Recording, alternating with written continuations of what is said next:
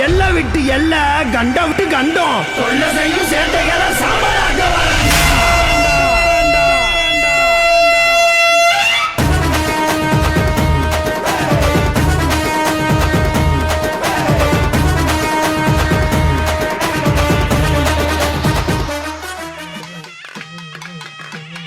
நெல்லை மாவட்டம் அம்பாசமுத்திரம் தாலுகா வெள்ளாங்குழி கிராமத்தில் அமைந்துள்ள மாசான கரையான் சுடலை மாடன் ஆலயம் இப்பகுதியில் மிகவும் பிரசித்தி பெற்றது. கேட்டது கிடைக்கும், கேடு விட்டொழியும், நாட்டமும் ஈடேறும். மாசான கரையானை மனதார நினைத்தால் நினைத்தது நிறைவேறும் என்கின்றனர் இங்கு வரும் பக்தர்கள்.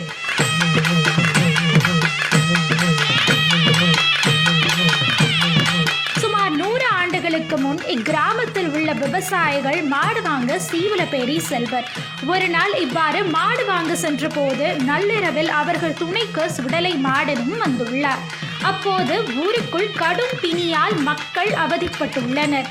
சீவலப்பேரி சுடலை மாடன் கோவிலில் மண் எடுத்து வந்து கண்ணடியன் கால்வாய் அருகே இடுகாட்டு பக்கத்தில் கோவில் கட்ட கூறி மறைந்தார். ஊருக்கு திரும்பிய மக்கள் சுடலை சொன்னது போலவே கோவில் கட்டி வழிபட்டனர்.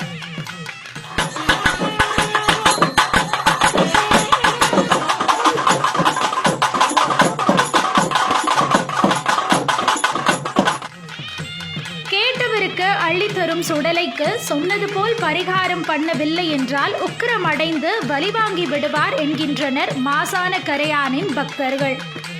மற்ற சுடலைக்கு இல்லாத சிறப்பு, கோவில் கொடையின் போது சாமி கொண்டாடி நள்ளிரவில் வேட்டைக்கு சென்றால் முற்றிலும் சுயநினைவு இழந்து கையில் மண்டையோட்டோடு திரும்புகின்றனர்.